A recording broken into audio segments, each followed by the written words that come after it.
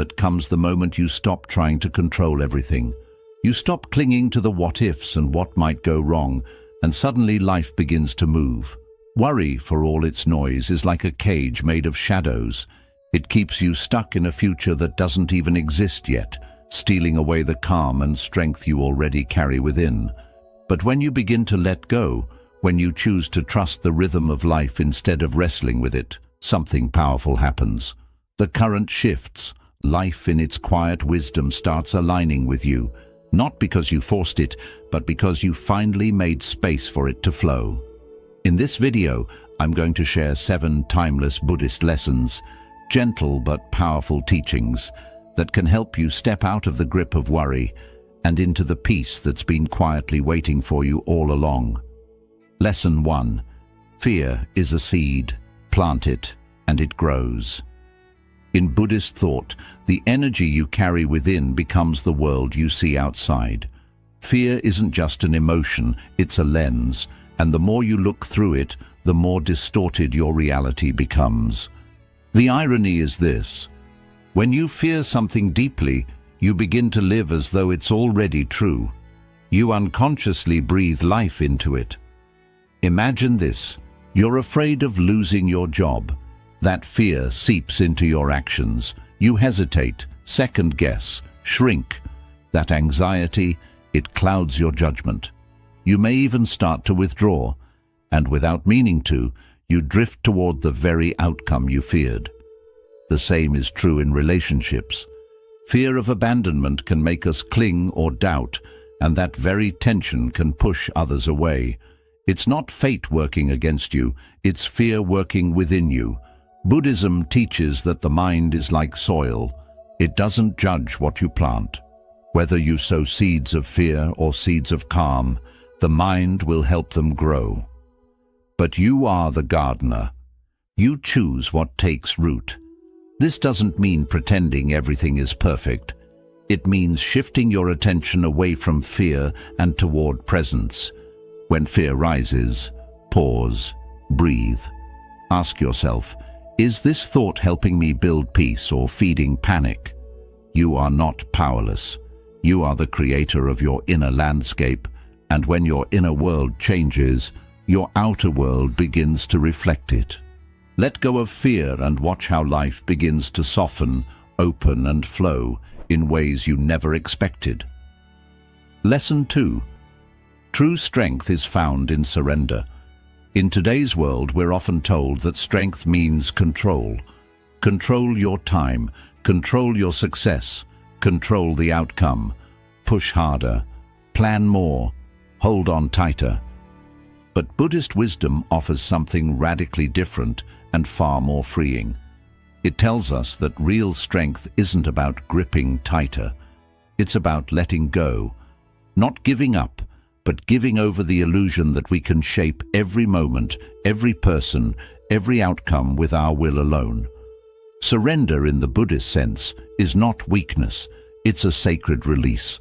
It's the art of doing what you can, and then stepping back with trust, allowing karma and life's natural flow to unfold. Picture holding water in your palm. The tighter you squeeze, the faster it slips away. But if your hand is open, the water stays. That's surrender.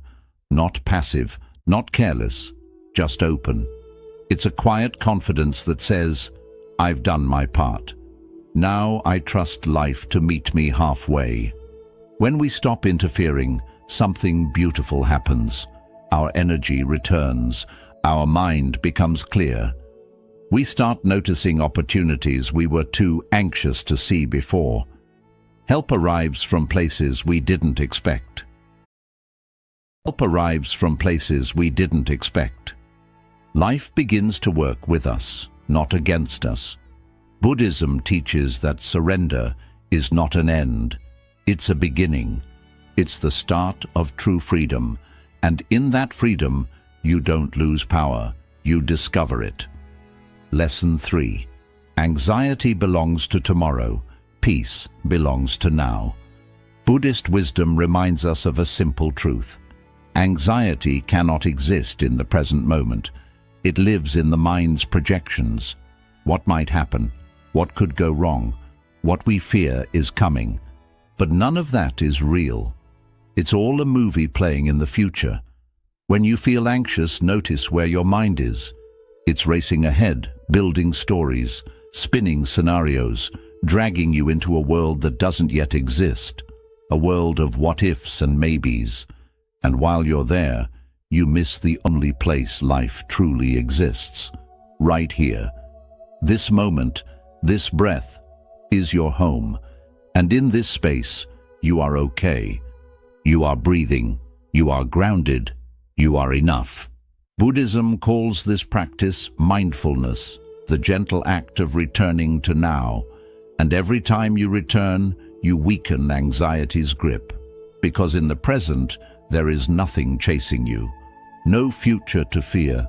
Only this still, quiet second where life is unfolding, one breath at a time.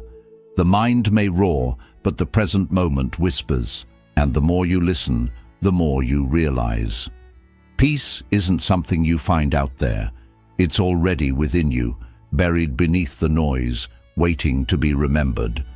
Lesson 4. The burden of imagined fears. So much of what weighs on our minds never even happens. Buddhist wisdom offers a quiet, powerful reminder. Our greatest source of anxiety often isn't reality, it's imagination. We worry, stress, and lose sleep over scenarios that never unfold.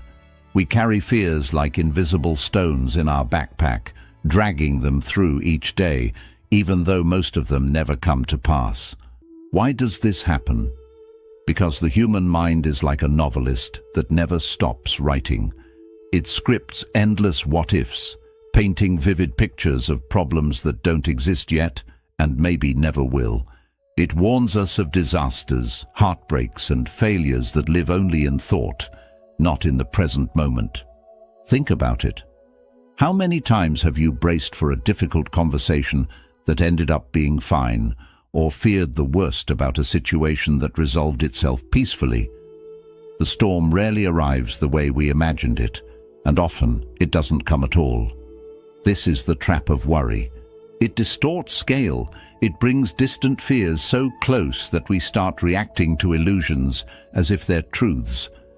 Buddhism teaches us just because a thought appears doesn't mean it deserves belief. The mind can create stories, but we don't have to live inside all of them. So the next time you catch yourself spiraling into anxiety, pause. Ask yourself gently, is this actually happening, or is this just a thought? Often you'll realize you've been fighting shadows, not substance. Freedom begins when we return to this moment, not tomorrow, not next week, but now. Let the imagined fears dissolve. What's real is often far gentler than what we fear, and when you stop living in the mind's predictions, life starts to feel lighter, clearer, and much more peaceful. Lesson 5. Control blocks. Faith. Here's a truth that's hard to swallow, yet deeply freeing. You can't hold the steering wheel and still believe the road will carry you. Buddhism reminds us that control and faith are like two travelers heading in opposite directions. The more tightly you grip control, the further you drift from trust, and the more deeply you trust, the more you must let go. Trying to micromanage every part of your life is like saying to the universe, I don't believe you'll take care of me. It's a subtle but powerful form of fear, the fear that without your constant supervision, everything will fall apart. But has that control ever truly brought peace? Often, the more we try to dominate outcomes, the more tangled we become in anxiety, tension, and fatigue.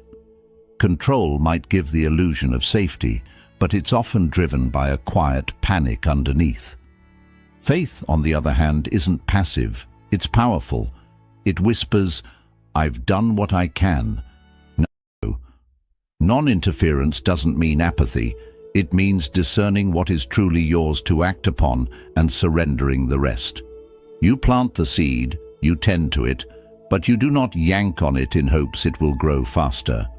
Growth, whether in nature or in your life, follows its own timing. It cannot be forced without consequence. Imagine this. You hold a fragile butterfly in your hands. If you tighten your fingers out of fear, it might fly away. You'll crush it. But if you loosen your hand and keep your palm open, it may rest longer or even come back after it leaves.